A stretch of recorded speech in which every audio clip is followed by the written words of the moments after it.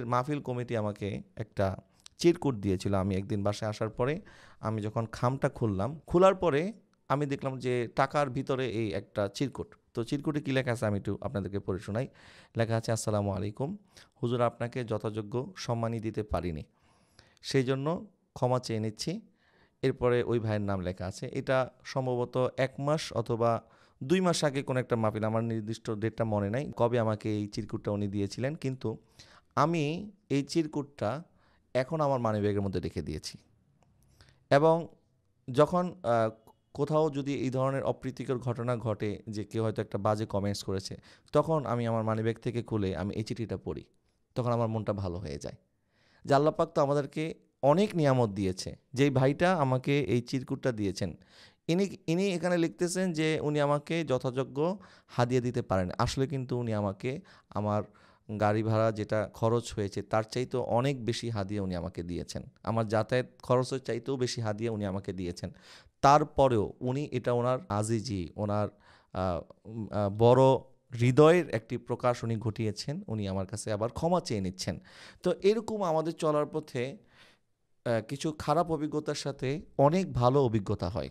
অনেক ভালো, ভালো জিনিস আমরা পাই। আমরা যদি ভালো কথাগুলি লিখে রাখতে পারি, মনে রাখতে পারি, তখন দেখবেন জীবনে ব্যর্থতা বলতে কোনো শব্দ নাই।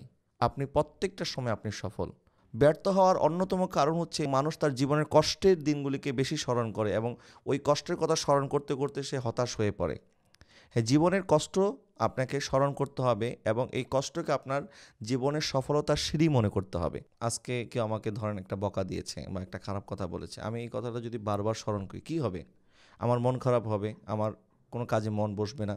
কিন্তু আমাদের এই কষ্টের সাথেও কিন্তু আল্লাহ পাক আমাদের প্রত্যেকটা দিন হয়তোবা নতুন কোনো কিছু আমাদেরকে দান করেছে। হয়তোবা কেউ হয়তো সুন্দর করে হাসিমুখে কথা বলেছে, অথবা কেউ হয়তো আমাকে অ্যাপ্রিশিয়েট করেছে, কেউ হয়তো আমার কাজ দেখে খুশি হয়েছে। তো এই কথাগুলি কেন আমরা ভুলে যাই? আপনি আপনার আজকের দিনে আপনার কাছে যেই জিনিসটা ভালো লেগেছে, আপনি আজকের দিনের একটি ভালো কাজ বা যেই ভালো অনুভূতি আপনার হয়েছে, আপনি এটা ডায়েরিতে লিখে রাখেন অথবা আপনি আপনার মানিব্যাগের মধ্যে রেখে দেন। দেখবেন ১ মাস পরে অনেকগুলি ভালো অভিজ্ঞতা, অনেকগুলি খুশির কথা আপনাকে স্মরণ করিয়ে দেবে। আমরা কোন পক্ষের কথাটা বেশি শুনি? অবশ্যই আমাদেরকে যারা ভালোবাসে, আমাদেরকে যারা অ্যাপ্রিশিয়েট করে, আমাদের কাজগুলিকে যারা পছন্দ করে, আমাদেরকে কিন্তু মানুষ ভালোবাসাই বেশি দেয়। হয়তোবা ১০০ জনের মধ্যে ১ জন ২ জন হয়তো আমাদেরকে ব্যাড কমেন্টস করে। আপনার টাইমলাইনেও আপনি দেখবেন আপনি একটা সুন্দর ছবি পোস্ট করেছেন। এখানে ৯০ জন আপনার পক্ষে বা আপনার জন্য সুন্দর দোয়া করতেছে। আর ১০ জন হয়তো আপনি পাবেন যারা আপনাকে অ্যাংরি রিয়েক্ট দিয়েছে, হা রিয়েক্ট দিয়েছে অথবা একটা বাজে কমেন্টস করে চলে গেছে। সে যেমন, সে যদি একটা ভালো মানুষ হয় তাহলে সে তার কমেন্টসে ভালো জিনিস প্রকাশ করবে। আর সে যদি খারাপ মনের মানুষ হয় তাহলে তার কমেন্টসে সেটাই প্রকাশিত হবে।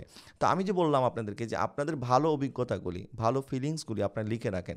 ১ মাস পর দেখবেন যে এই ১ মাসের মধ্যে আল্লাহ পাক আপনাকে কতগুলি পুরস্কার দান করেছে।